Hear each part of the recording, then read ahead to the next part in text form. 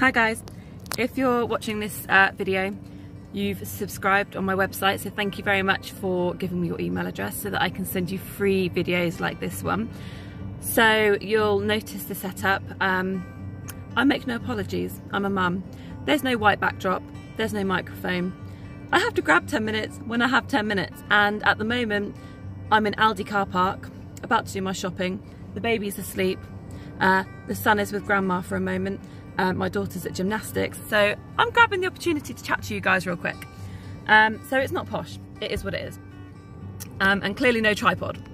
So I just wanted to quickly chat to you guys about a couple of things that are really going to help you master positive parenting.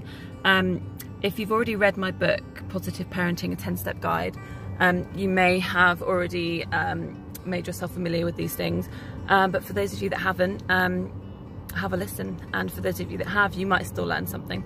So the first thing that I wanted to quickly chat to you guys about is gratitude. I believe that gratitude is important in general in the context of your life, but it is vital to mastering positive parenting.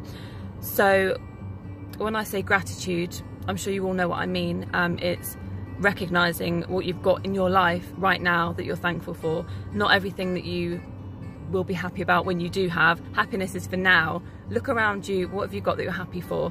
In the context of parenting, what I need you to do, what I challenge you to do, is shake yourself out of the negative mindset by recognizing that voice inside your head.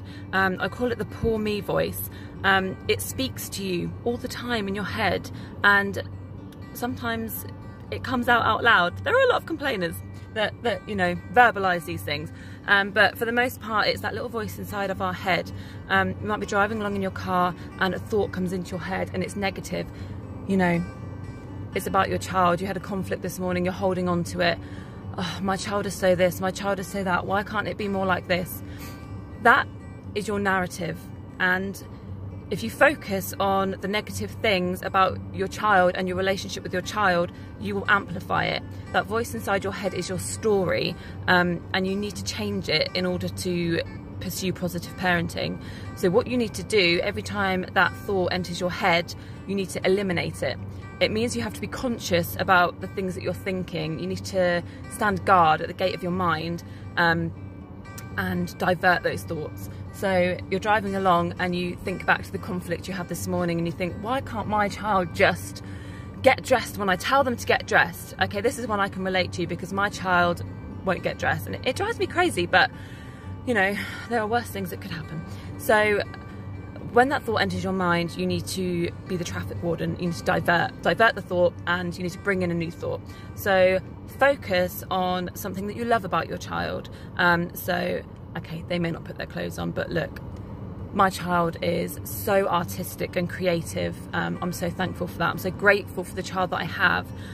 When you start focusing on all of the negative things that you have with your child, and do with your child and enjoy in your child, all the qualities you enjoy within them, you will notice a shift in your mindset. You will change your mindset from negative to positive, and that is really the foundation of positive parenting, because it all starts from within. Nobody has a perfect household. You're not going to change the fact that conflict arises, but what you can do is have the right mindset to deal with the conflict and then move on from the conflict. And the second thing that I wanted to talk to you about really quickly, and I have to be quick because I have 1 minute of video left because I have no storage on my phone because I take so many pictures. I wanted to really quickly talk to you about another thing that I mentioned in my book, which is really not taking things personally.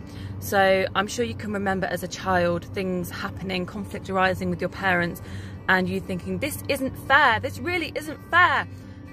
That is quite often what your child is thinking, and it comes out in a way that we don't like. It comes out in anger, shouting, spitting, yelling, hitting, all of those things that we perceive as naughtiness. It's really your child trying to tell you something. Usually it's, this isn't fair, I don't like this, I'm unhappy, so on and so forth. You can't take that personally. Don't carry that with you for the rest of your day and let it eat you up. If something happens in the morning, Don't have a tone with your child for the rest of the day, because guess what? They've moved on from it. They've forgotten about it. It wasn't a personal attack on you. They were upset and they took it out on you in a way that you didn't like.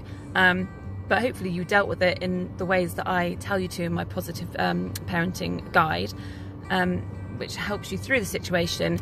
And you have to move on with your day. You can't hold on to it. It's not an attack on you. Let it go. This is another tool that is really going to help you to get out of that funk. I have 20 seconds left. I've got to wrap this up. Thank you so much for listening, and I will speak to you guys soon. Bye. Time to go shopping. Woohoo.